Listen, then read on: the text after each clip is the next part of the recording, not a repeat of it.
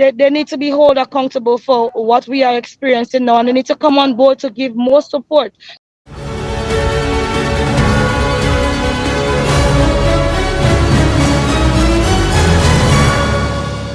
Dunia, whatever we do as a government, we really and truly try to ensure environmental sustainability and longevity planning in our sustainable development plan and our policies that we have adopted and we have planned and written out as a government.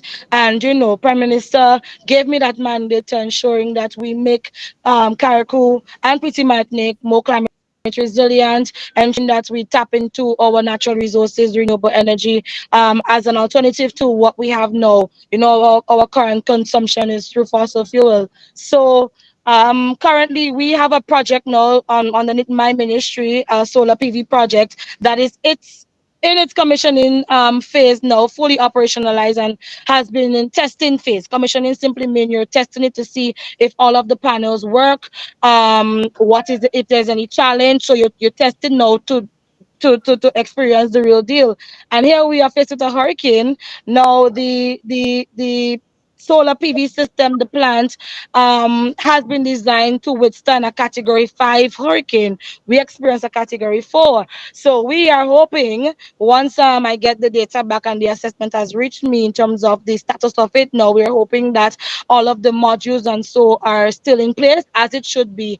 But when we are faced with a disaster like that, I mean, all of the investment, all of the talkings, all of the lobbying for financing to have these structures and so in place. What happens when you experience a natural disaster? And so the loss and damage aspect in terms of the impacts, the post disaster response, and the reports would show that loss and damage is key for us. So we have clamored for that. We have lobbied for that at COP27, COP28. We have seen success of it. They have launched, and we have been able to start the conversations and have the dialogue going as it relates to the loss and damage fund, how it's going to be operationalized, and all of that. And so, this experience that we have now is an example and an opportunity for us as small island states to come together and to really show them that this is what happens to us. We are not the big emitters, Junior, as we rightfully mentioned earlier on.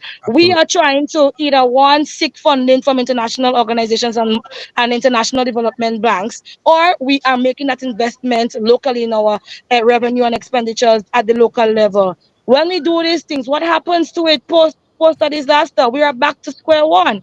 So Absolutely. we are clamoring and we are calling on the bigger countries to really and truly, see small island developing states, they need to be held accountable for what we are experiencing now, and they need to come on board to give more support for us in these initiatives.